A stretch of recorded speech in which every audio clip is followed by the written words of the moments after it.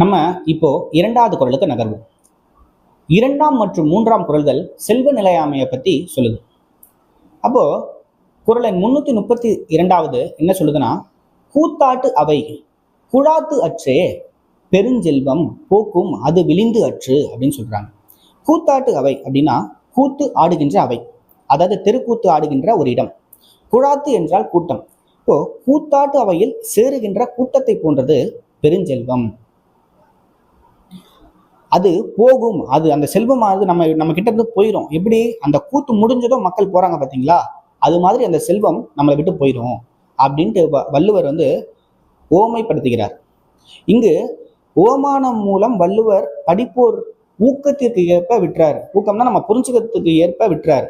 நான் புரிஞ்சுக்கிட்டது என்னன்னா, கூத்து ஆடும்போது மக்கள் சிறுக சிறுக சேருவார்கள். 10 மணிக்கு கூத்து நடக்குதுன்னா 9, 9:15, 9:30, 9:45 அப்படின்ட்டு கொஞ்சம் கொஞ்சமா சிறுக சிறுக கூட்டம் சேரும்.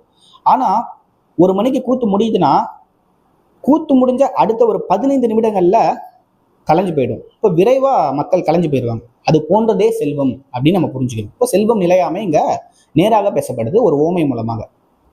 சரிங்களா? இந்த காலத்துல திரையரங்கத்துக்கு கொஞ்சம் கொஞ்சமா சிறுக சிறுக கூட்டம் சேரும். ஆனா முடிஞ்ச உடனே அந்த மக்கள் பறந்துருவாங்க. அது மாதிரிதான் நம்ம கிட்ட இருக்கிற செல்வம் அப்படின்னு சொல்றாரு.